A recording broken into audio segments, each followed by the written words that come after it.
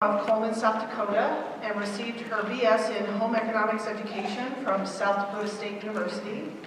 Her advanced degrees include an MED in Vocational and Adult Education from Colorado State University, and a PhD in Family and Consumer Sciences Education, Family Studies from The Ohio State University.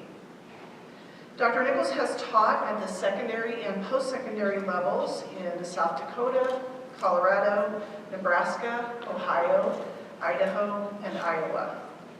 She's received numerous teaching and research awards. From 1994 to 2009, Dr. Nichols served as Dean of the College of Family and Consumer Sciences at South Dakota State University. In this capacity, she provided campus leadership on several initiatives, including diversity, academic advising, and strategic planning. She secured numerous grants to collaborate with South Dakota tribal colleges in the areas of curriculum development and articulation. From August 1st, 2008 through mid-June 2009, Dr. Nichols served as interim president at Northern State University in Aberdeen, South Dakota. On June 22nd, 2009, she returned to her home campus at South Dakota State University as provost and vice president for academic affairs.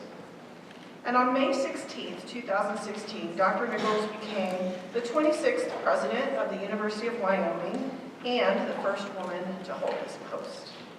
Despite assuming the presidency in the midst of significant budget reductions, President Nichols effectively embraced her new role, encouraging a collaborative approach to budget reductions while keeping the university's core missions at the forefront. She also galvanized campus support to embrace change and begin developing a comprehensive strategic plan to guide the university for the next 5 years. Dr. Nichols is passionate about working with young people in solidifying educational and career goals and in developing leadership skills. So I hope that you will join me in welcoming Dr. Lloyd Nichols to the podium.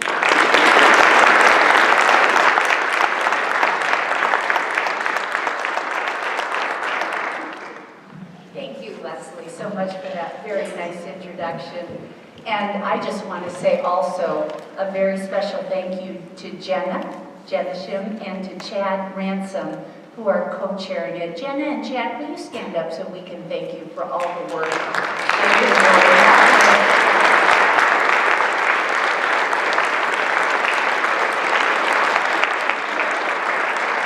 Chad's out there somewhere too, but at any rate, up there. Oh, there he is, way in the back. Thank you, Chad, so much. I know how much work it takes to pull something like this together, and you just get better every year at it. So thank you very much. It really is my honor tonight to be able to provide a really warm welcome on behalf of the University of Wyoming. Certainly the Teton County School District is a big part of this conference, as is the Wyoming Department of Education. And you just heard from Jenna that this is their 3rd annual Wyoming English as a Second Language and Dual Language Immersion Conference, and it gets better and better. So I'm sure this will continue in the future, and you can look for even more as we go. It is my privilege to be back with you. I enjoyed last year so much that when Jenna reached out to me and asked if I'd consider coming again, I said absolutely, and we put it on my calendar right away, and I am delighted to be back. Besides that, how do you say no to Jenna? I have not figured that out yet. So I do want you to know, and you just heard it in my bio, that I did in fact start as a high school, and then I did a middle school stint, a junior high teaching assignment in both South Dakota and in Colorado. And this is honestly the very truth. Anytime I have the opportunity to come and meet with teachers, be they elementary, middle school, or high school teachers, and mostly just give you a lot of encouragement and support, I do it. Because I remember what it was like to be a teacher, and I remember both the impact teachers make, but also many times the fact that you're not thanked enough for the good work that you do. And so it is my honor to be with you, and please know it's a priority for me to be able to be with teachers whenever I have an opportunity to do so. I wanted to share with you, I happened across an article last weekend. It was in the New York Times, And the article was called Bridging the Language Gap. And I thought, how ironic that I find this just a week before I'm coming to make a few comments to you. And so I pulled that and I wanted to just share a little bit from that article. These are just a few highlights. So one of the things this article said that about, and this is national data, about 5 million K-12 students in the US do not speak English fluently. And today it's about 10% of the total K-12 student population. And I know that you see at least a sampling of these students every day in the work that you do. They also said, and this is no surprise, you know this, that this is a growing population and that it's estimated to make up as much as 40% of the student population. That's really overwhelming, 40% by the year 2030. And they went on to say schools are scrambling now. Certainly some school districts see this far more than others, but in general schools are scrambling and many are turning to enhanced technology to help them better serve these students. And the article, in fact, did go on and talk about some of the technology that's being used today. But I wanted to show this chart to you, and I don't know how well you can see it out there where you're sitting. Let me walk you through it. I found it particularly interesting because it actually compares K-12 to higher education. And you know higher education is the world that I work in every day. And so I found this to be really fascinating from my standpoint as well. So if you look, pre-K to grade 8 is on the left of this chart. And blue is the white population. So if you look at the blue chart that's coming down, it's the white population, and green represents all other races. And so if you look at the beginning of this chart, which is labeled the year 2001, you can see that 60% of your students were white in the year 2001, and again, this is national data. But that the lines now, and I think the last year they have listed is 2016, the lines now have intersected, and whites are less than all other races. And then look to the other side of this chart and compare it to the right, because that's college or higher education. And you can see for us in higher education, the lines are just now starting to meet. In 2001, in higher education, we served 70% of students who were white. And now we are about even. It really illustrated for me as I looked at this, the challenges that we have experienced in getting underrepresented students to enroll in college. We're doing better, obviously, but it's been longer coming than what you've experienced in K-12 education. And then the other story here is on the bottom of this chart, and it really is represented mostly with the orange line, which denotes Hispanic students, and in fact, you just heard a little bit about that in the previous presentation, and you can see that Hispanic students are the fastest growing group at all levels, and that is true in K-12 and it's true in higher education. The challenges facing America's classrooms is real to all of us. It's real to us that work in primary education, in secondary education, and in higher education, and it certainly includes Wyoming. It's certainly true for those of you that might happen to work right here in Jackson or in Teton County, where you experience a significant population. 27% of the population is Hispanic, and a diverse population of immigrants have settled here as well. But it's increasingly true in counties and communities all over our state. As our chart just showed us, growth in the Hispanic population is one of the main drivers of increasing need for ESL and dual language immersion programs, although it's certainly not the only one. It is true, Wyoming is becoming a much more diverse state than it once was. As I just said, the #1 driver of diversity, and it's reflected in national data, is growth in our Hispanic population. About 57,000 citizens who make up now 10% of our state's population. And by the way, most of these people were born in the US. But Wyoming also continues to see increases in foreign-born population as well. And if you look at the census data by the Migration Policy Institute, it identified nearly 19,000 immigrants living in Wyoming in the year 2016. These figures represent steep growth. In fact, 68% increase since the year 2000. And you might compare that to the white population of Wyoming that grew just 17%. So proportionately, a much faster growing population. The immigrants come from all over the world. And we certainly see this in Laramie. Of course, we contribute to that, being a higher education student, where we attract people from all over the world. But for example, in Wyoming, 7% of our immigrant population come from Africa, 18% come from Europe, 24% come from Asia, and 47% come from South America, Central America, Mexico, and the Caribbean. About 1,600 of these nearly 19,000 immigrants are under the age of 18, and indeed, they are your students, and they are in our K-12 schools here in Wyoming. The challenges faced by these young men and women and their families are considerable. Many of them have experienced hardships in their home countries. Here in the United States, they can often experience biases in our culture and in our politics, which have become even more overt in recent years. But regardless of their race or where they were born, here or abroad, nearly 1 in 4 children in the United States speaks a language other than English at home. These students enrich our schools, they enrich our society, and each one of them deserves and must be provided a safe and supporting learning space so that they can be successful. Education at every level is becoming more critical for our nation and for our state.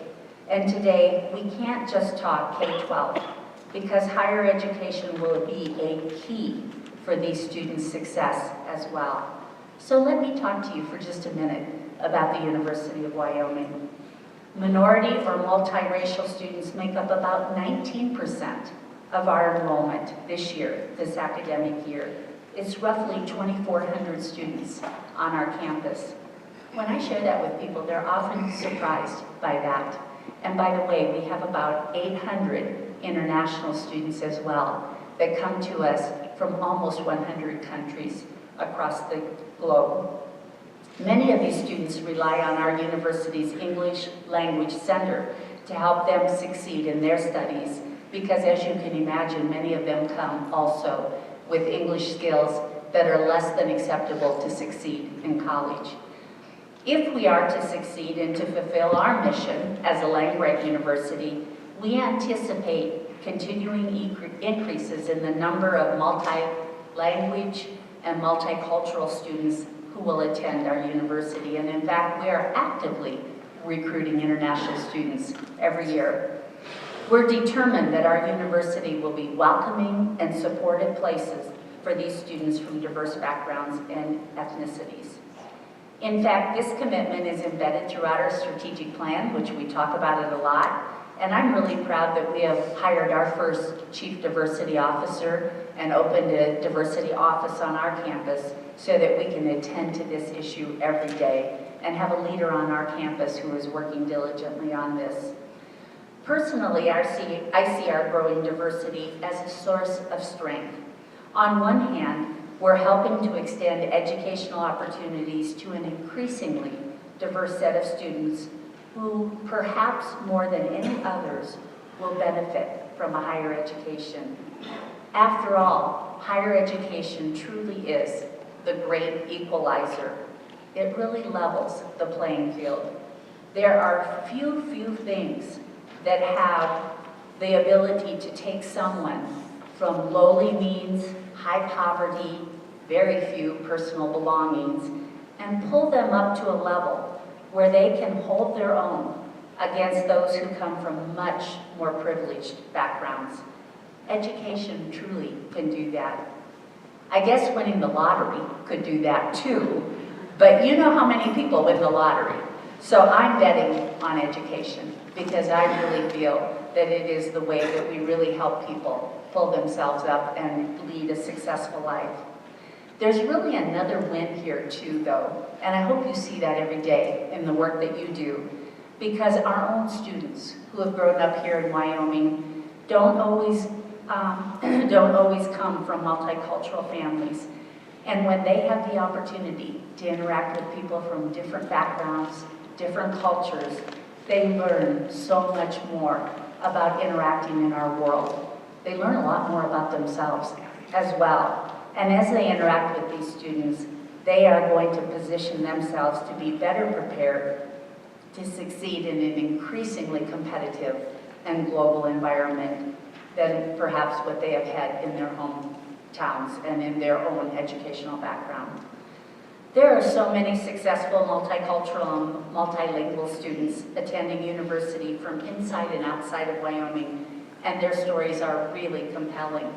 I don't know if you remember last year that I told you about a student whose story illustrates the importance of what really you're talking about here at this conference, and that is working with students that have a different language than English as their first language.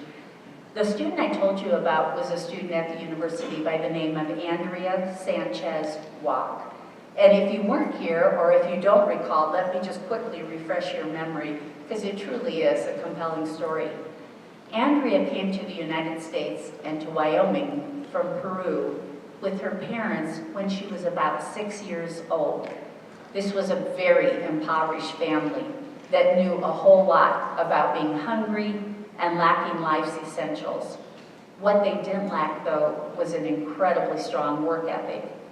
Andrea learned English in her elementary school in Rock Springs. Soon she became her parents' interpreter because they didn't speak English, and she helped them start a cleaning business and so that they could make ends meet.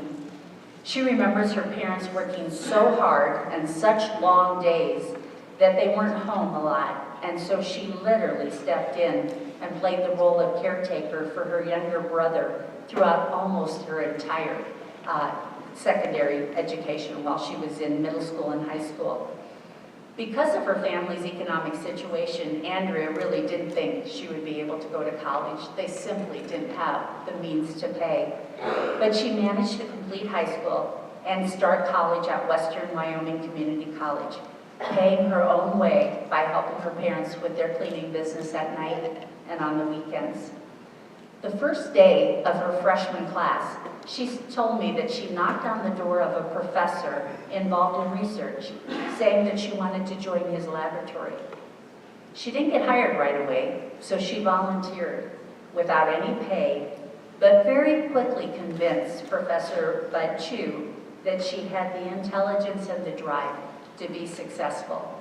By her sophomore year, she was the student leader in Professor Chu's lab. He was so impressed with her that he helped her secure student research funding to assist paying her tuition during her sophomore year. Lucky for us, Andrea transferred to the University of Wyoming in the fall of 2015. And when she came to us, she immediately became what we call an Embry Fellow. Embry is our undergraduate biomedical research program, which is funded by NIH. It's a nice fellowship to get. And just like at Western Wyoming Community College, Andrea was a star at UW. She was simply an amazing, inspiring student. So this year, let me give you an update. Andrea graduated from UW last May with a bachelor's degree in molecular biology and a minor in physiology. Today, right now, in fact, I talked to her, she works at Ivinson Hospital, so she can gain some practical health care skills and knowledge. She's also preparing right now to take the MCAT exam, which she'll take shortly, and she truly does hope that she can start medical school in the near future. We may have a future doctor in Andrea Sanchez Walk, and Andrea wants to stay in Wyoming and practice. I can't think of a better story to express the value of ESL programs in our public schools and the importance of higher education in the lives of young people from all ethnicities and all backgrounds. I really hope the story of people like Andrea, and you know your own stories that are similar to Andrea, will inspire you as you work to strengthen our state's ESL and dual language immersion programs for the benefit of our Wyoming students. I know, because I once in a while hear from them, that some people see English language development programs as a drain on our school's resources, especially when our resources come under challenge, as they have in Wyoming lately. I know that others believe we should not use our resources to educate English language learners. I get challenged on this from time to time. But I'm here to tell you tonight that the work you do is so important. And in a vast and a rural state like Wyoming, gathering like you are right now to share your valuable networks and your experiences and to collaborate and to learn from one another just could not be more important. So I want to just say thank you so much for all the work that you do every day, and know that we at the University of Wyoming see you as our partners, because we want your students next. When you are done with them and when you're graduating them from your high school, we want them to come to the University of Wyoming. They really are our future students. So thanks for allowing me to be with you today and to share a few moments at the podium. I really do hope you have a terrific weekend and that you enjoy the information and the inspiration that you will get here. Certainly enjoy the conference. And thanks for letting me have a few minutes. Now, I would like to welcome to the podium Dr. Lee Hall, who